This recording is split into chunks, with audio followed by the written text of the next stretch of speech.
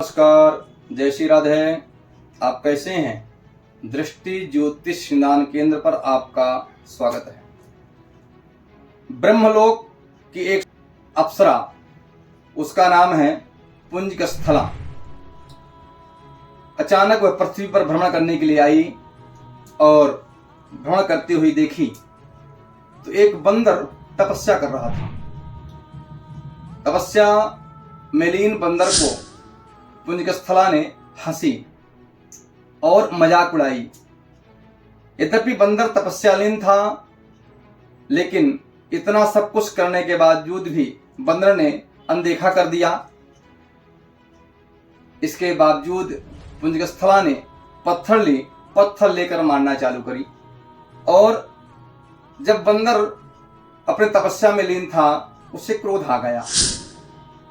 स्वाभाविक है, यदि कोई परमात्मा का भजन करता है, कोई कुछ कार्य कर रहा है तन्मयता से, उसे अवरोध किया जाए तो क्रोध आता है। बंदर को क्रोध आया। इससे मैं एक बात और आपको बताना चाहता हूं कि हमारे पृथ्वी पर बंदर जीव पक्षी भी तपस्या करते हैं। सनातन धर्म के ऐसे जीव पक्षी हैं जो कि आज भी वह तपस्या में लीन रहते हैं। वह बंदर को क्रोध आया और अपने वास्तविक रूप में आ गया। वह एक ऋषि है, संत है, महात्मा है, और अपना वास्तविक रूप दिखाया और श्राप दे दिया पुंजकस्थला को, जाओ आप बानर की योनि पाओगी और बानर के रूप में ही एक बालक का जन्म दोगी, तभी आपका यह श्राप नष्ट होगा। अप्सरा ने उसका जन्म हुआ, एक महर्षि गौतम की पुत्री बनकर आई का जन्म हुआ। उसका नाम अंजना रखा। इनका विवाह वानरराज केसरी के साथ संपन्न हुआ।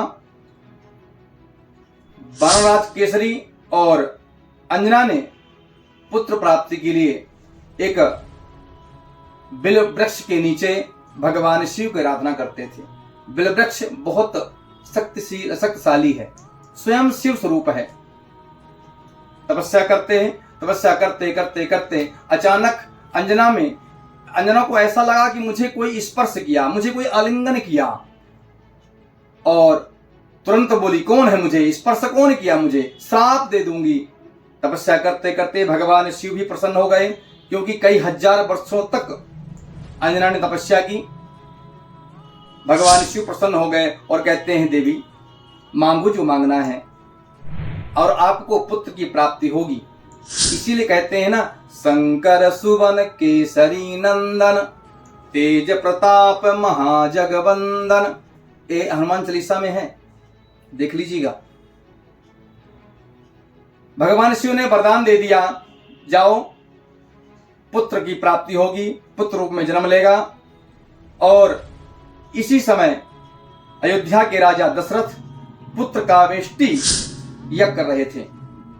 उस यज्ञ से पयस लेकर, खीर लेकर अग्निदेव स्वयं प्रकट हो गए और राजा को बोले, राजा लो प्रसाद, ये तीनों रानियों को आप दे देना।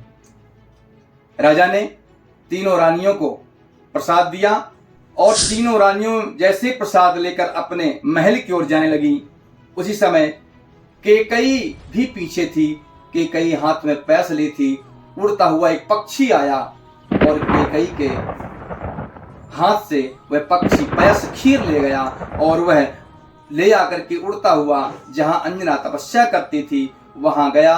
और मानो अंजना हाथ पसार करके भगवान से निवेदन कर रही थी, मानो वह पक्षी हाथ में जाकर वह पैस परोस दिया। अंजना ने उसे ग्रहण किया और उससे वह एक पुत्र की प्राप्ति हो गई। उसका नाम अंजनी रखा गया। अंजनी नाम रखा गया।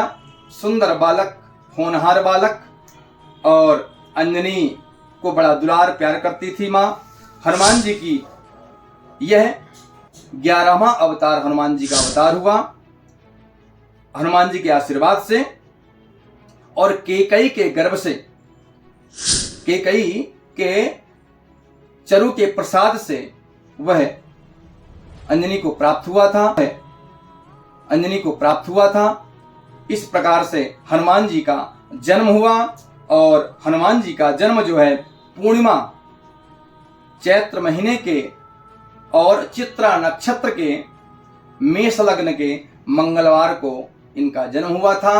आप हम सब जन्मोत्सव मनाए, लेकिन एक और निवेदन मैं आपसे करना चाहता हूं कि हनुमान जयंती बिल्कुल ना बोले, हनुमान जन्मोत्सव के रूप में मनाए, हनुमान प्रकटोत्सव के रूप में मनाए, हनुमान जयंती नहीं साहब, हनुमान जन्मोत्सव मनाए। और मैं तो कहता हूं हर घर में हर बालक को यह याद मालूम होना चाहिए, हर हिंदू धर्म के, हर भारत जो भी भारतवर्ष में रह रहा हो, हिंदू हो चाहे मुस्लिम हो चाहे सिख हो चाहे ईसाई हो, किसी भी धर्म पादरी का हो, वह ऐसे सुंदर भगवान का जन्मोत्सव का समय, जन्मोत्सव की सुंदर कथाएं उसे याद होना चाहिए। यदि ऐसा है तो निश्चित मानिए हमारा भारत राष्ट्र बनेगा, हिंदू धर्म राष्ट्र बनेगा, निर्विक्ष बनेगा, उसे कोई नहीं रोक सकता। नमस्कार, जय श्री राधे।